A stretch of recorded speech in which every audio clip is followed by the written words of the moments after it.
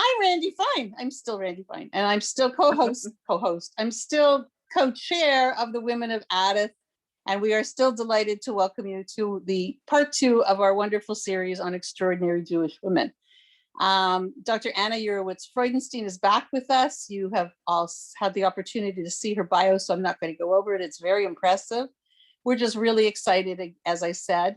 Today we're going to be talking about Miriam. How wonderful, with Pesach just around the corner. I stuck my head out. We can almost smell spring, which is nice. Just a couple of things. You'll see we're doing this a little bit differently today so that there will be opportunities for you to see everybody else and for Anna to see her audience, which she wanted to do from before. We also are going to ask, if you have questions, to please go into the chat and write your question, or just a brief bit of what your question will be about, and also to raise your hand when it's question time. And then we will get back to you. We will try to answer most of the questions. If there are multiples, we will, try and condense them. So if you don't get your question answered, it's probably because it's coming in somebody else's. All right, so on with the show. Anna, I'm going to let you take over, Dr. Freudenstein, and let's see how this goes. Okay, hi everybody. Yes, I'm seeing how it's a new world. I did ask for more participation and to see faces. Now I'm recognizing with, thank God, such a large number of faces, it can be a little bit of a distraction. Anyway, that should be the worst.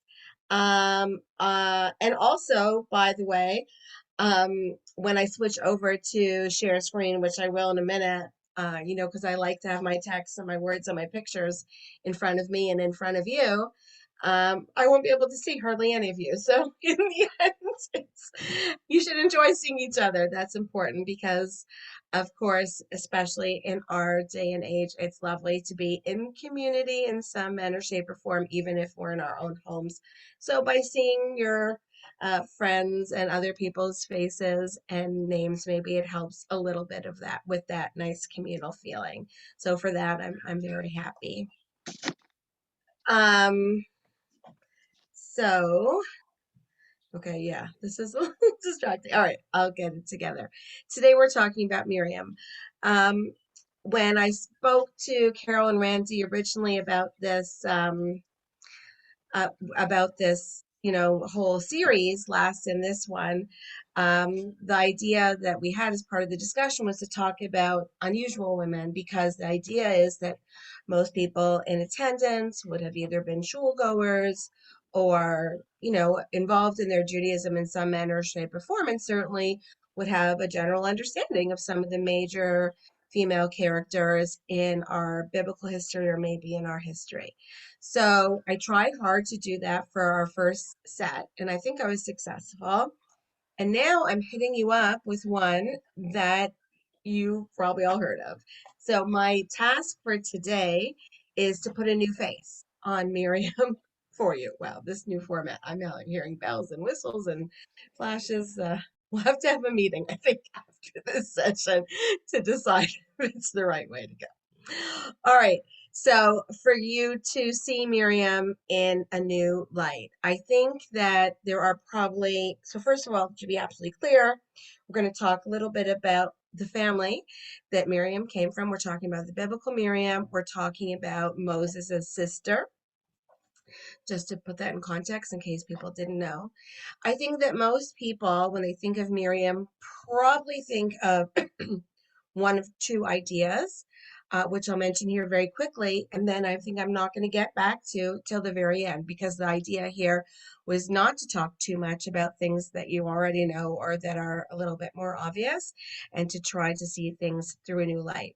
So the two things that I think would come to mind would be, one, the idea of young Miriam as a young girl watching out over her baby brother Moses when he's in the bulrushes, and then when Pharaoh's daughter finds the baby in the bulrushes, that she is able to bring to recommend a wet nurse.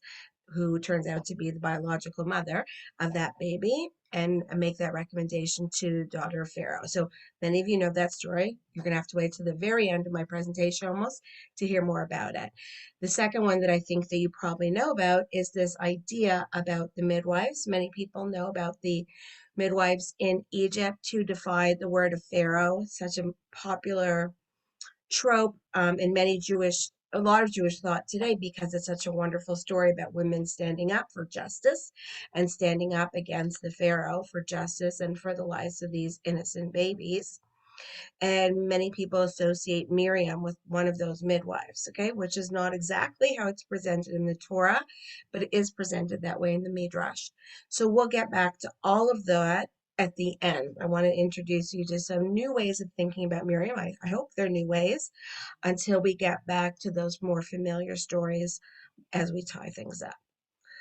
All right, so that's my plan for today, and let's get to the screen share. As I think we mentioned before, we stop approximately midway through.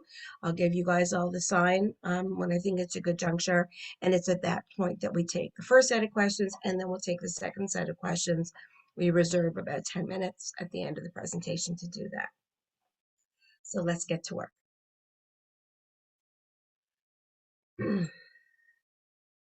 Okay, I will try to, I understand you probably have a gray box here beside you. That's where I get to see some of your faces. So you're not going to miss anything important, I don't think.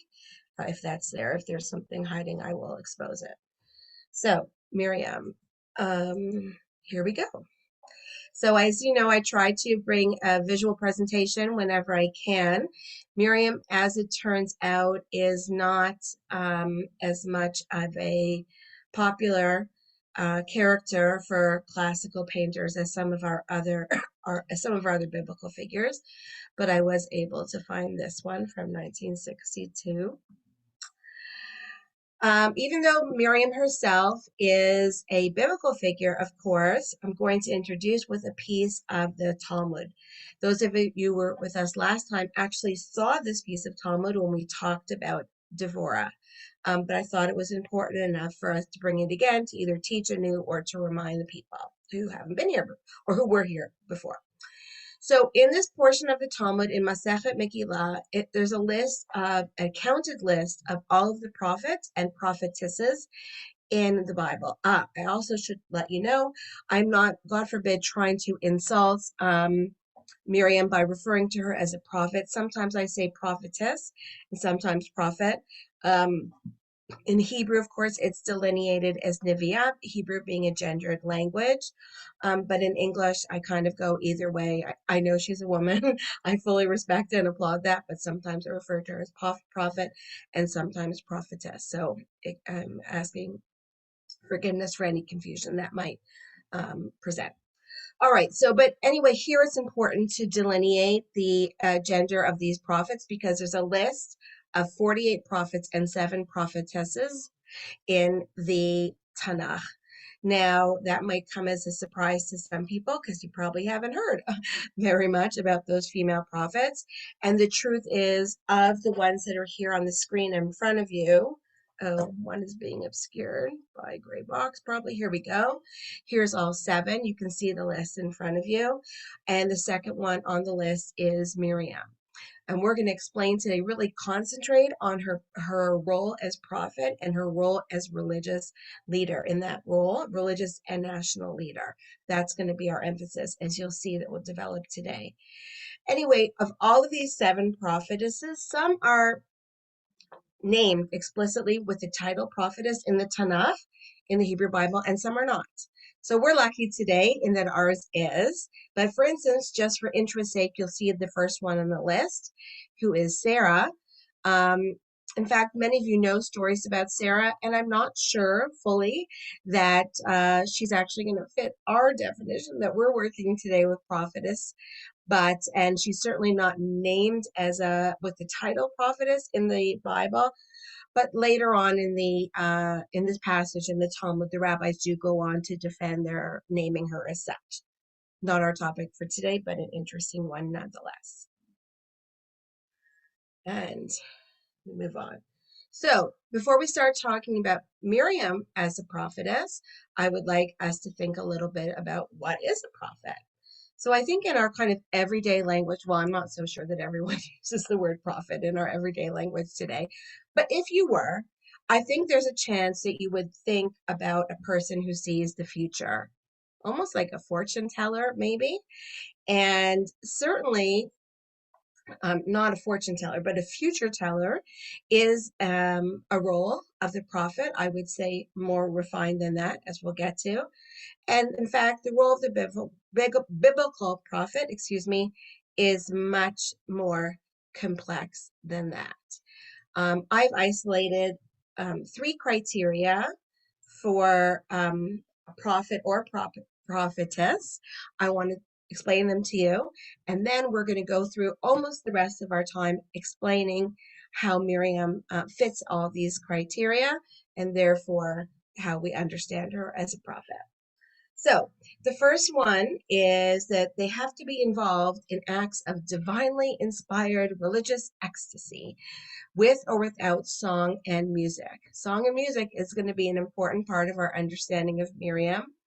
Religious ecstasy seems to be some kind of a mystical state, a trance-like state perhaps, a dream-like state, where the prophet is almost on a different plane than, I would say, a regular everyday person. This one is a little bit harder to define, and that's fine because I don't know if it's going to fit in so well with Miriam, but using song and music for a religious purpose definitely fits in with Miriam. We will see that clearly. The next criterion is that they can predict the future often. Actually, I'm not sure this is grammatically correct. I wrote here often, meaning that it's often true, not that they predict the future like often, like a lot of times, but rather the prediction of the future is often in order to teach a message. Sometimes it's to an individual, and sometimes it's to the nation at large. And that ties in very closely with the criterion, often usually number C, letter 3. A prophet should be a leader involved in religious and moral instruction. Now, this is really important in terms of religious leadership in the time of the Bible. Just a quick reminder, which I think most of you know, the concept of a religious and moral leader that would give instruction in our day and age, we would usually call that person a rabbi.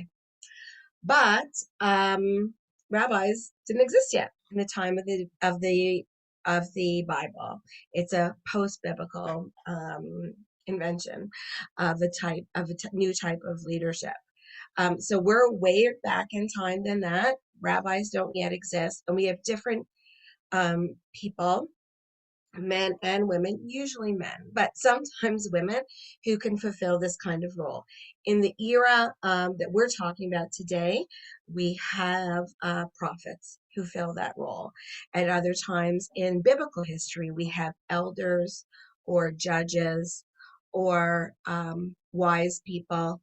In this case, we have prophets. And so the idea of being involved in religious and moral instruction is often tied in, obviously, with B and C, because sometimes there is some kind of religious ecstasy that's entered into a trance-like state that would enable this message to be received from God, that would then lead the people. Then the prophet would then have to transmit that message to the people and to help them understand it. And sometimes that involves a vision of the future as well, in terms of this is what it looks like if you follow the rules and are good and religious and moral people. Or sometimes this is what the horribleness will look like if you don't follow the rules.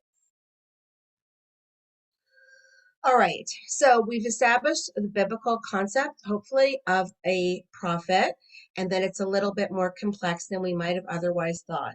And so now I'd like to go through that list with different examples about Miriam in order to demonstrate that she is a prophet. Now you might say, Anna, that's a ridiculous exercise. There's no reason to go through that exercise because we know from the Torah explicitly she's a prophet because she is named as such, titled as such in the book of Shemot or Exodus, and where she is called Miriam Haniviah in perhaps one of her most famous biblical scenes.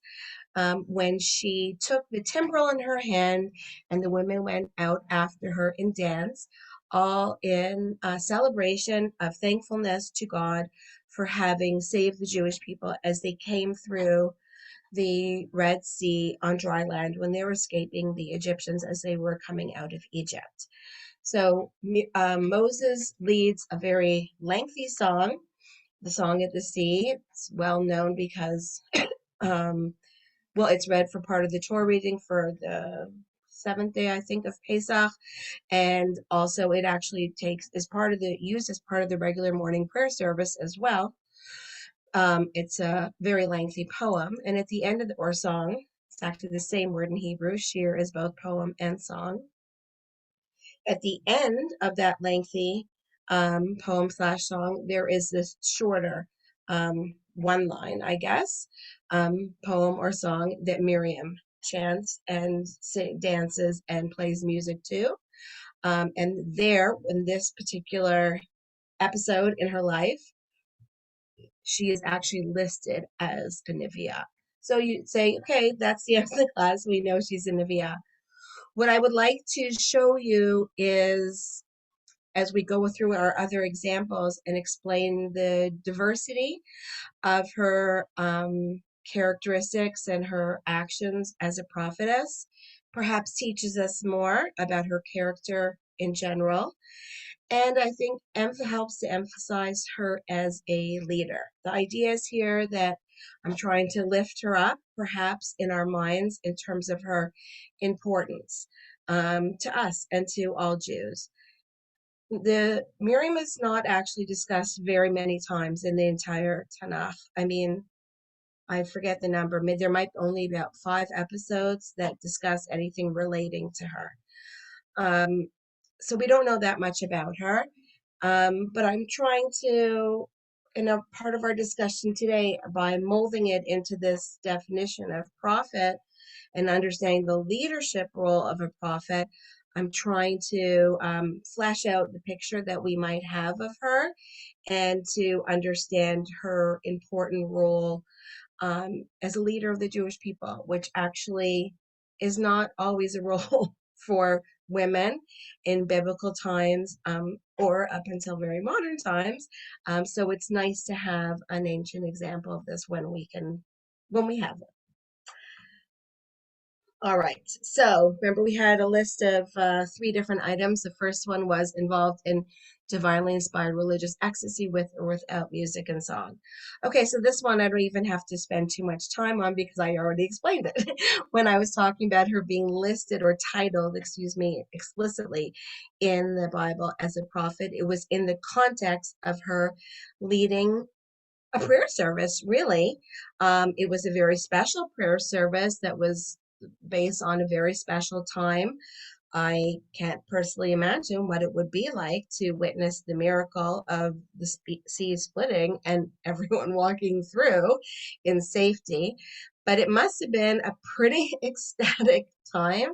And the idea is that both Moses and then Miriam felt that it needed to be marked in a religious way with a religious ritual with, in this case, song and dance and musical instruments. So there we have this leadership and this height of a ecstatically religious moment, and using music, song, and dance in this case also to commemorate and celebrate it.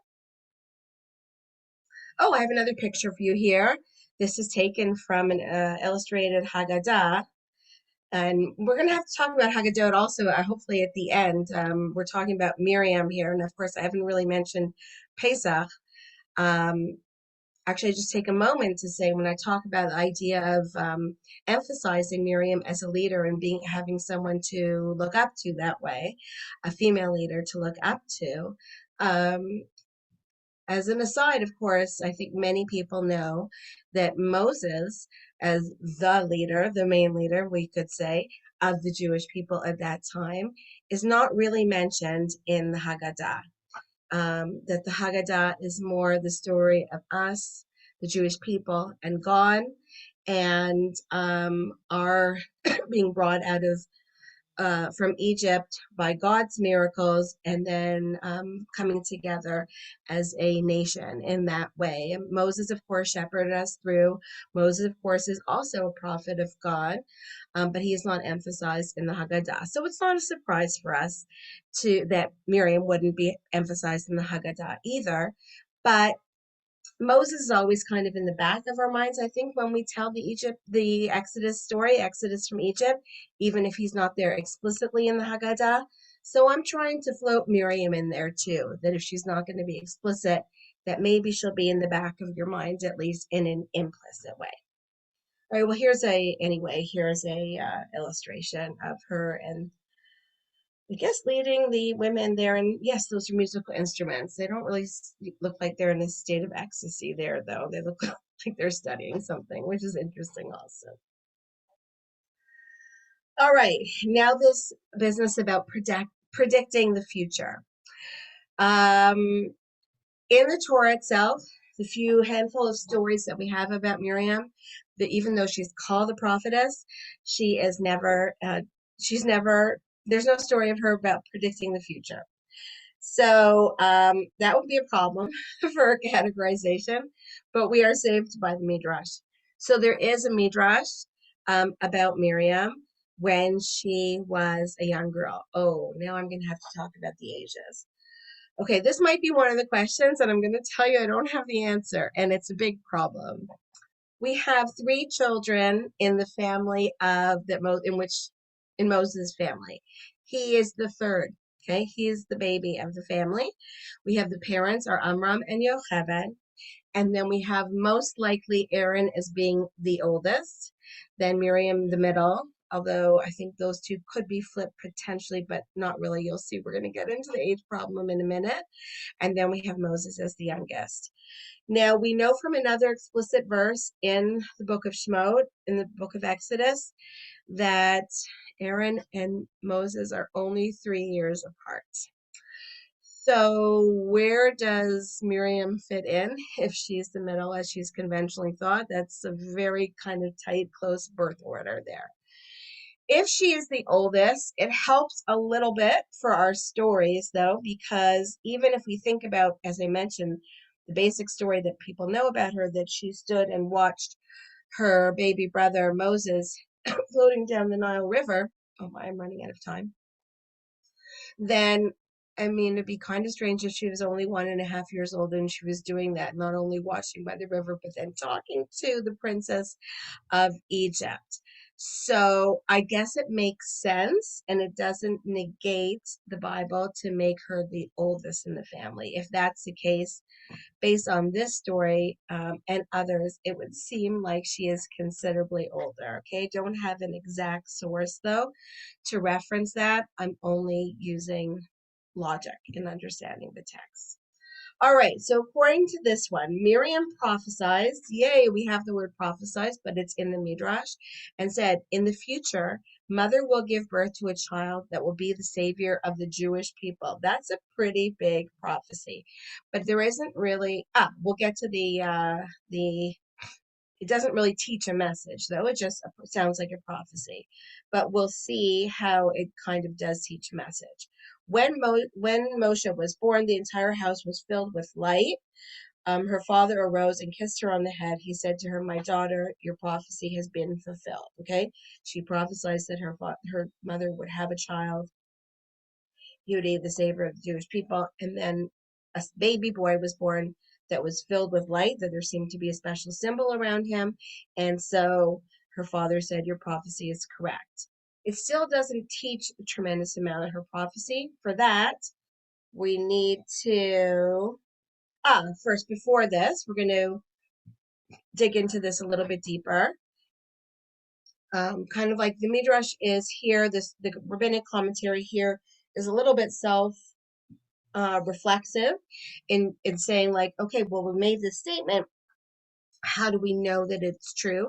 And in doing that, they bring the verse that actually we've seen already, but they're going to concentrate on a detail of it that I conveniently have left out in my discussion so far. So before that same verse where it said Miriam's a prophetess, we saw that verse. The next phrase in the prophet says the brother, She's supposed to say the sister of Aaron. Huh, that's a mistake where I got this from. It's supposed to say the sister of Aaron. See how it says down here? So it's the sister of Aaron. She's most definitely a sister. Don't worry about that. I'm sorry for this typo.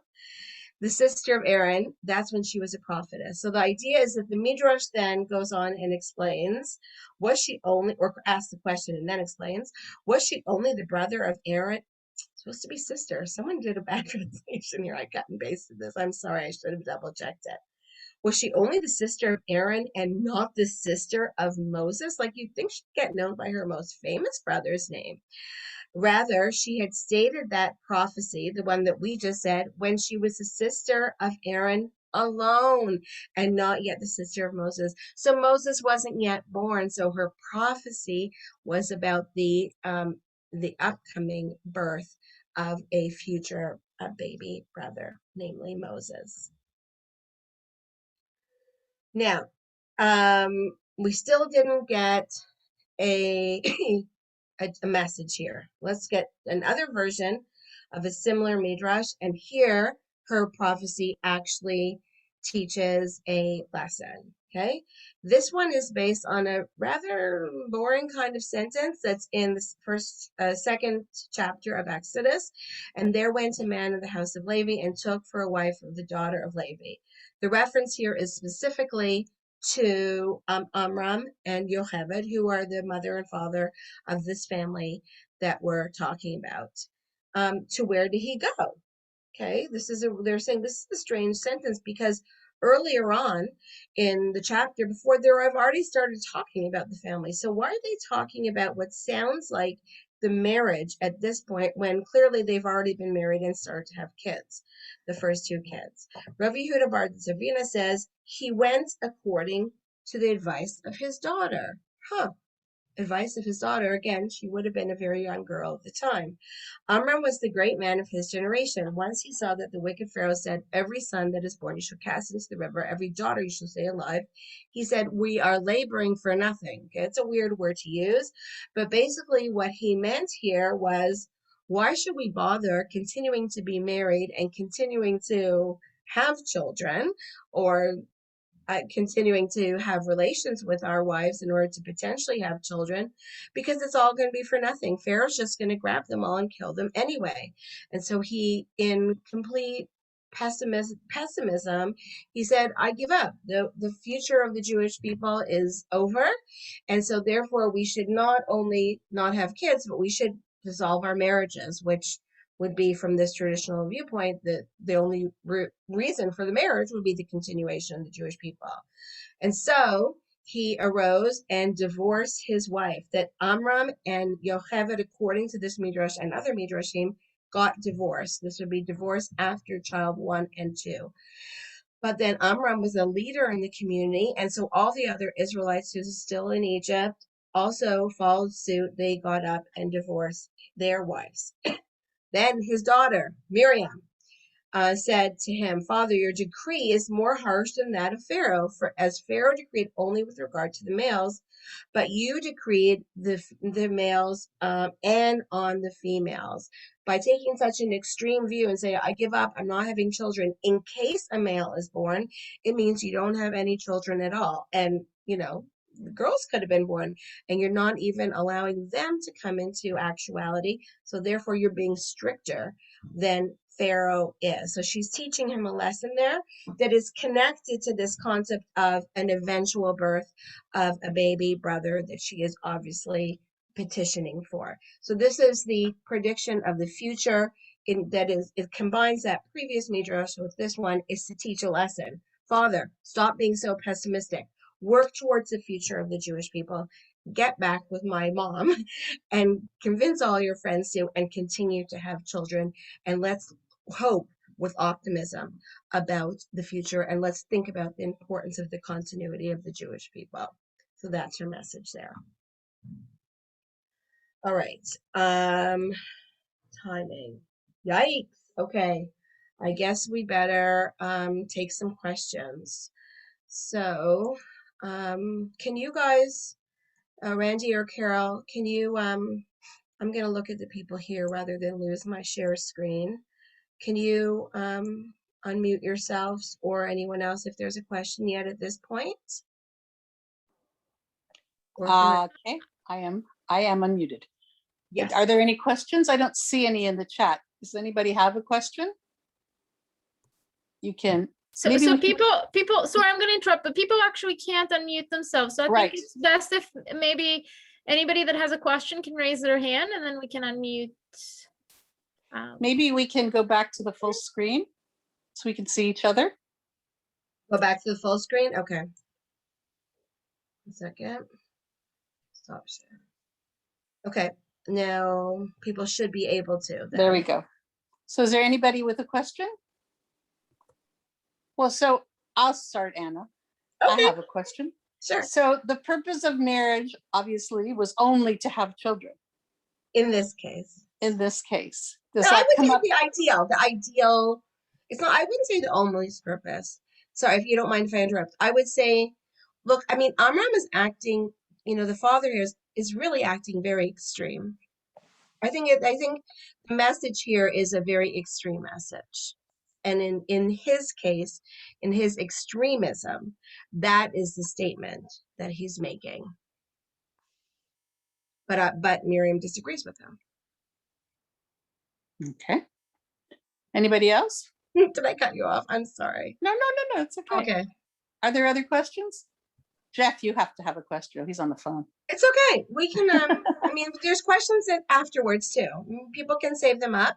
Or maybe I didn't say anything so radical or complex yet, and maybe I will if you give me more of a chance, and then there'll be more questions based on it. All right, so let's continue and we'll come back. Terrific. Okay, share screen. There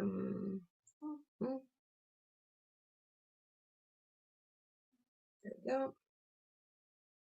Fabulous. So here I'm continuing to develop my theme about emphasizing that the done deal, the known thing that Miriam is a prophet, but emphasizing all of the aspects of her role as prophet again, to continue to flesh her out as a wholer person. We're still not going to know everything about her, but her, I wouldn't say as a person, flesh out her role as a leader, okay? So that we can have her in the back of our minds at our seders or any other time, that when we're thinking about the leaders that brought people out of Egypt, that, Miriam can be up there too, with Moses and with Aaron.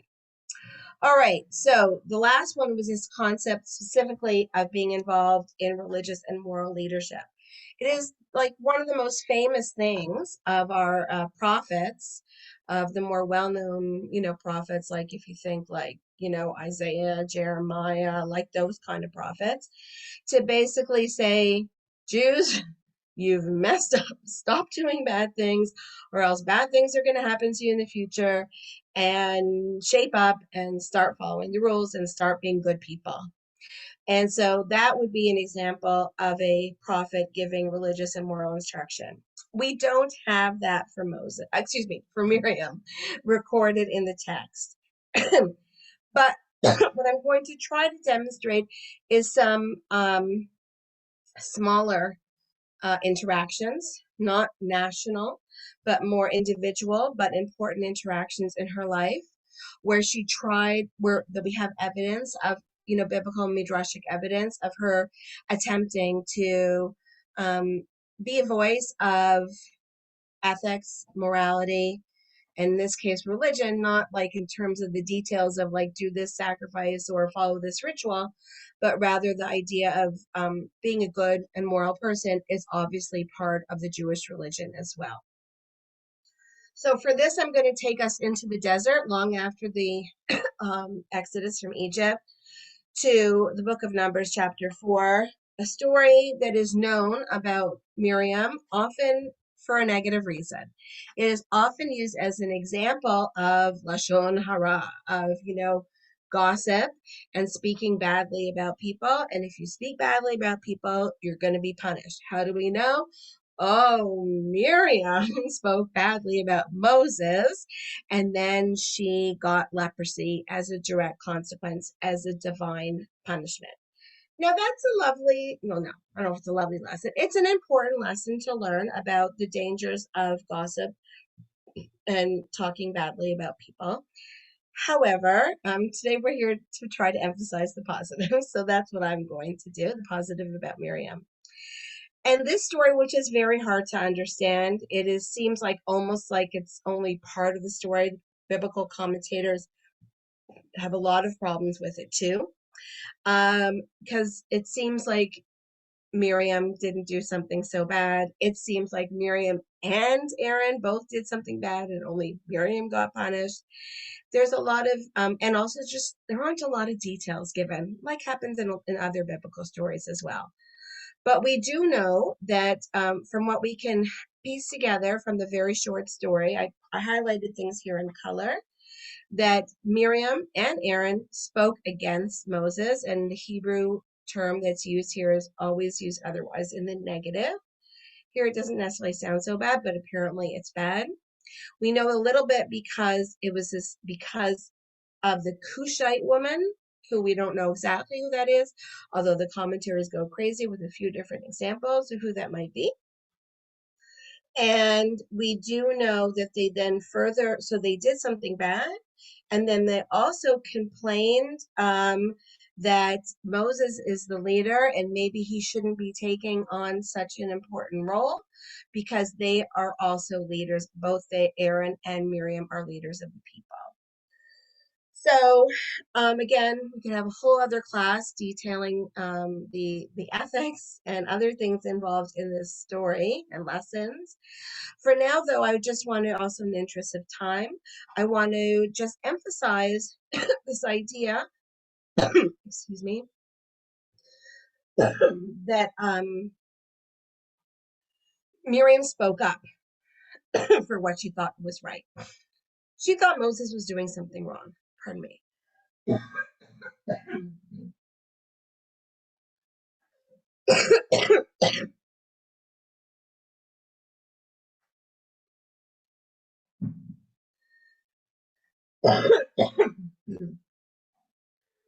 She thought Moses was doing something wrong. And when I say that, it's not just like, a sister complaining about a brother. It's not like just a nudgy kind of a complaint thing. She thought he was doing something ethically wrong that had to do with how he was using his role as leader, and also about how he was somehow involving something with his marriage.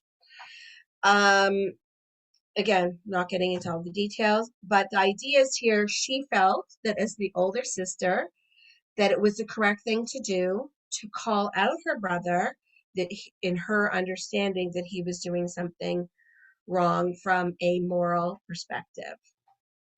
Turns out she was wrong. God comes down very heavy on Moses' side and against Miriam in this case. That being said, and she is punished because of it. She's not killed. We still hear a little bit about her after, but she is punished. So I think it's also a really interesting thing to think about, which is true for many of our leaders in the Bible, and certainly of our leaders nowadays, that leaders, even religiously chosen leaders, are human. And sometimes they make mistakes, sometimes for the wrong reasons and sometimes for the right reasons. I would like to argue here, I'm sure you could argue against me, but I would like to argue here that she had the right goals in mind here. She thought there was something wrong and she wanted to right it. Turns out it was a personal opinion in the end. She thought it was based on ethics and morals, and it turned out to be in conflict with the plan that God had for her and for Moses, not for her, but for Moses. And so I think that's something interesting about a leader involved in religious and moral instruction, is that our leaders in Judaism are human. And sometimes they can make mistakes. And then, if the end result is that the wrongs are righted, ideally there would be an apology, perhaps a punishment, perhaps some kind of something else. Then they can move on from there. So I think that I would like to see this particular episode as her giving a moral instruction, even though in the end it wasn't correct. All right. So this is the end of that story. We're skipping that for today because moving along. Now, being a leader involved in religious and moral instruction. Now we're going to go back. Those are the stories that I think people have not really dwelled on very much, and certainly not dwelled on in the context of Pesach. Now I want to go back to the two stories that we do know more from the story of Pesach, and see if we can also see some of our criteria of prophecy in that in those stories. So the first one has to do with those midwives that I think everybody knows about.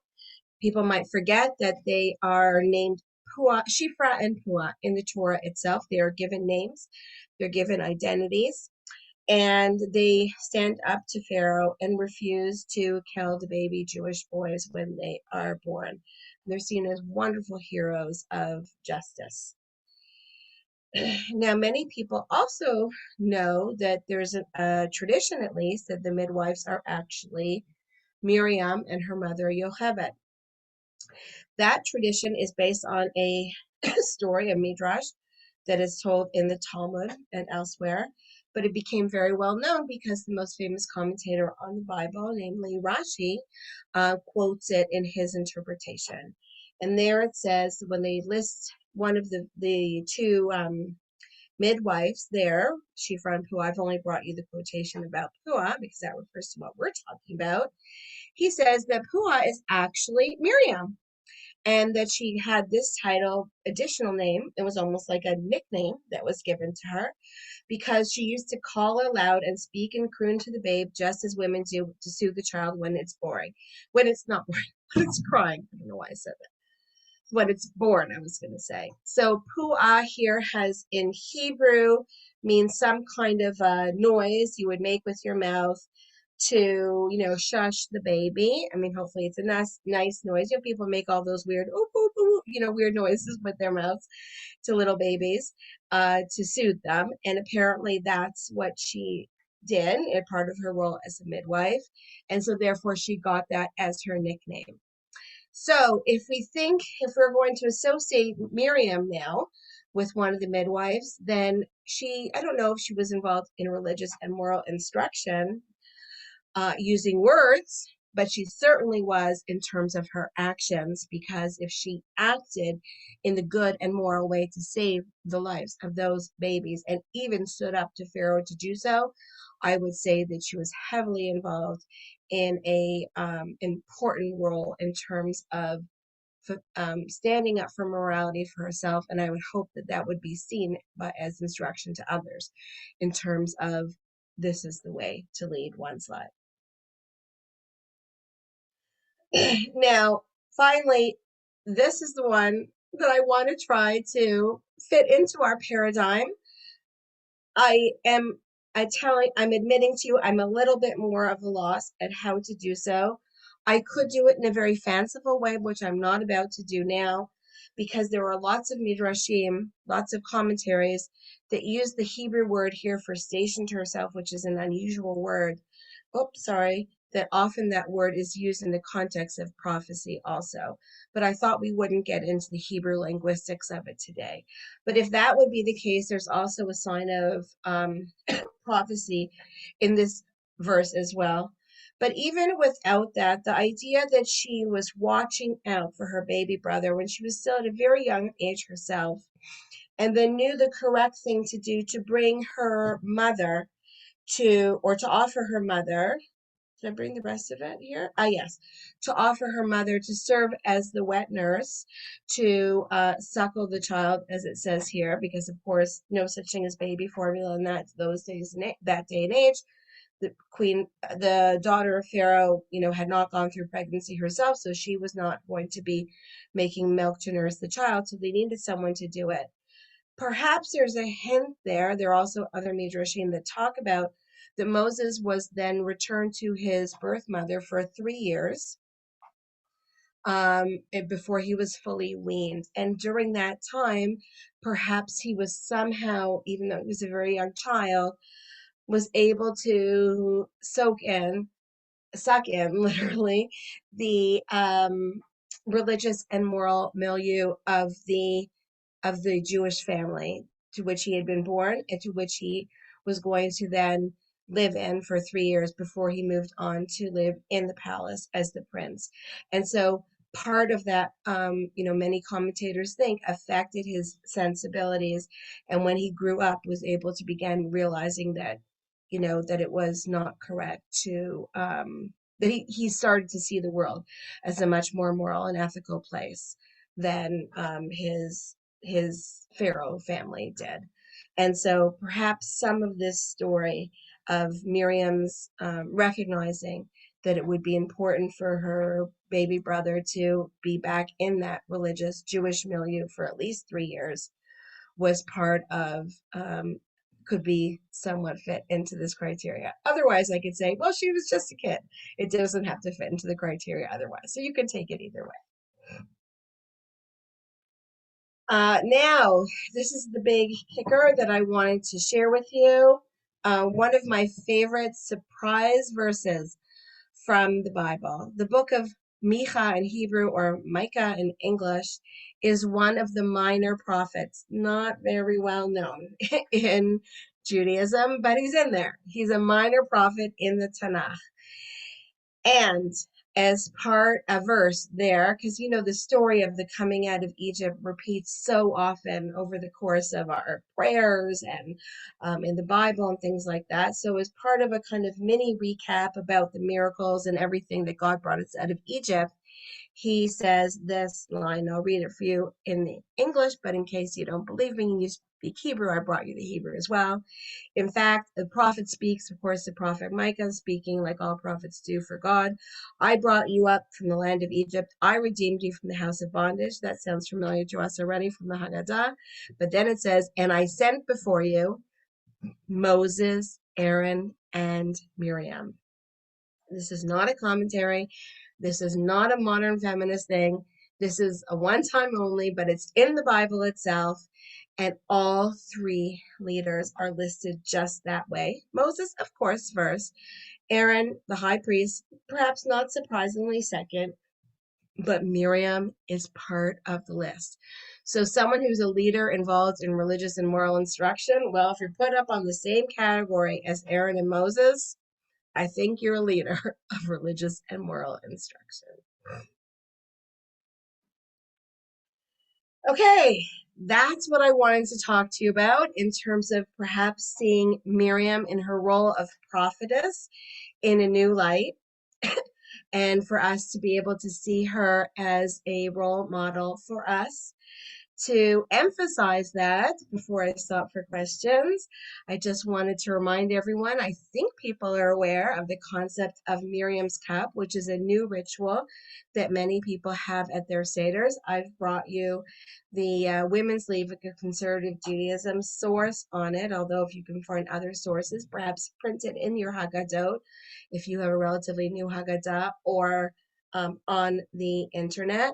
And the idea is here to, just like I wanted you to have Miriam somewhere in the back of your mind, at least during your Seder, we actually have a ritual. It's, a new ritual, not adopted by all, and there's different variations of it, but to have Miriam's cup that is on the Seder table, perhaps parallel to or similar to Elijah's cup, or there are apparently different rituals that people do with it. So I'm not the first one that wanted to remind you that Miriam could be part of the story, but I hope that my sharing of text with you are able to remind you why we should be involving Miriam as part of our story.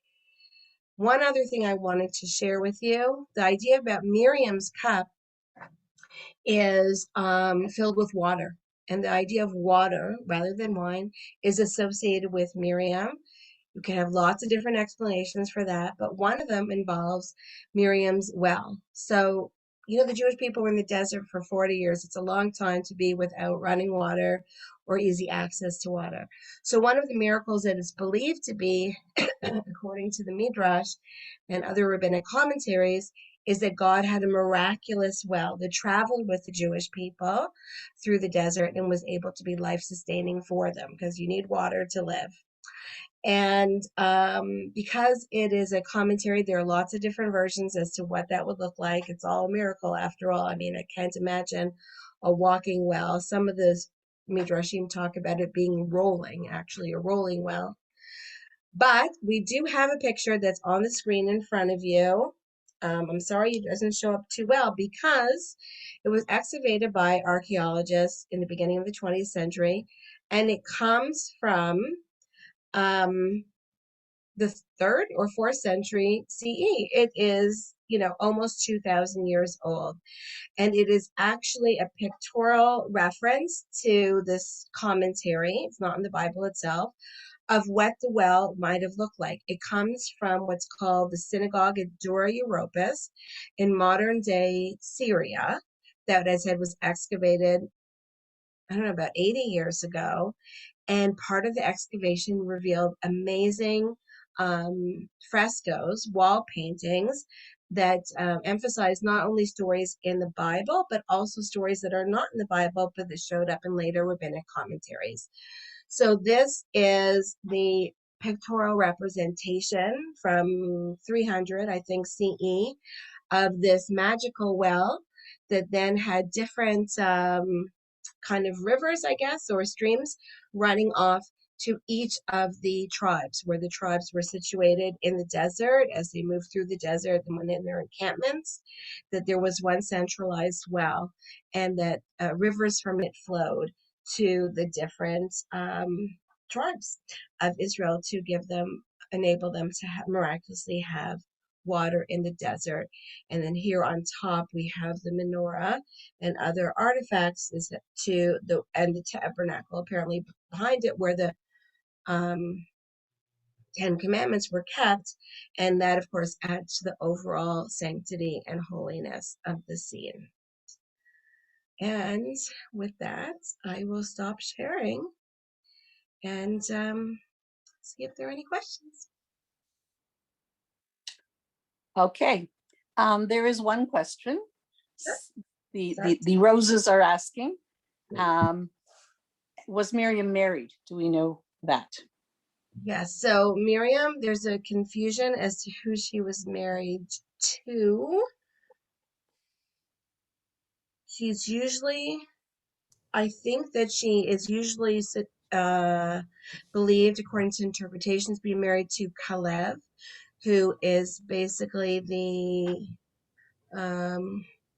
third. Well, if you'd say Moses is the number one in charge, especially, religious and political issues, and then like his number one guy that becomes a leader after him is Joshua, and then really the Joshua's right-hand man is Caleb, or Caleb, I guess, in English.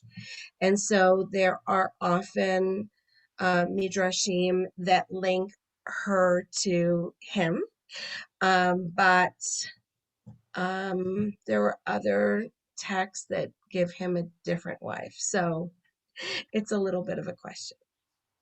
Elaine and Arnie, you are unmuted if you want to elaborate. And then do we know if she had children? Right. So we don't have the names of the children, but the interesting thing is that same tradition that Rashi shares that equates her with Pua and really equates her mother to Shifra also talks about the rewards. It says that in the Bible itself, it says that the reward for the midwives standing up to Pharaoh, that they received the word of that houses will be established for them. So houses then by the rabbis is understood to be families, not only families, but important families.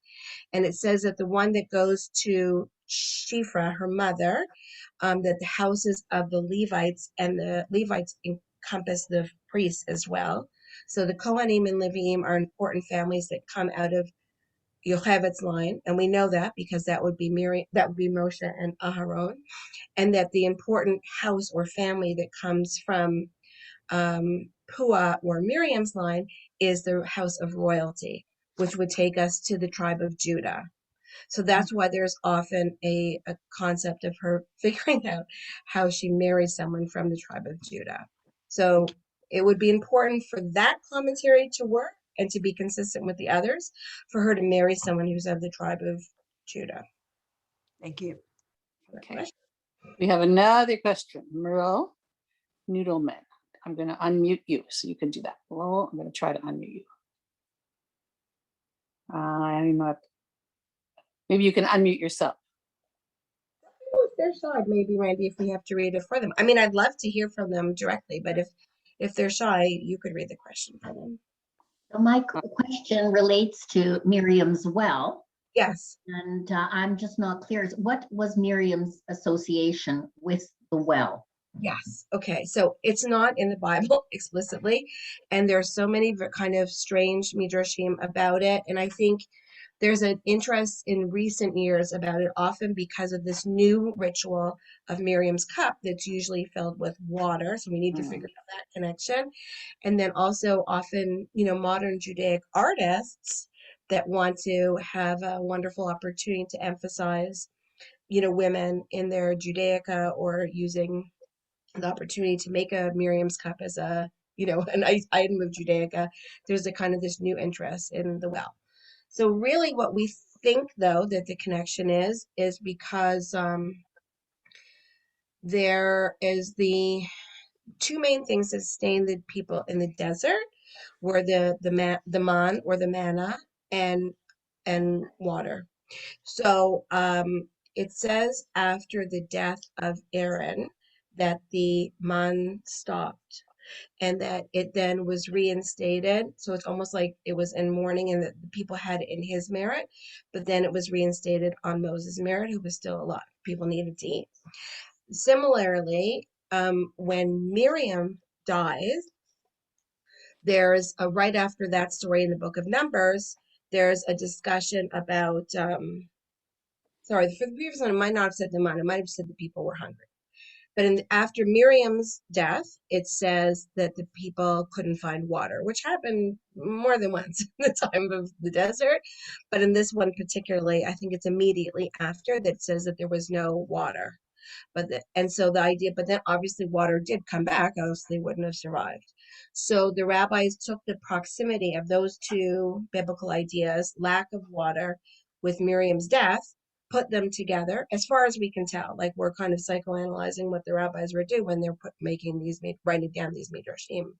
But the idea of the immediate lack of water, and then, the death of Miriam immediately followed by the lack of water, that it seems that because that's kind of the kernel of an idea to associate Miriam with water. Water in the desert means a well or some kind of spring or something like that. And then the idea of if water is always being offered to the people in the desert, there has to be something miraculous about it. So if it's miraculous, maybe it's extra flowing, like the picture that I showed you, or it's miraculous in that it travels with them. How would a well travel? I don't know, but one version of it has it rolling along.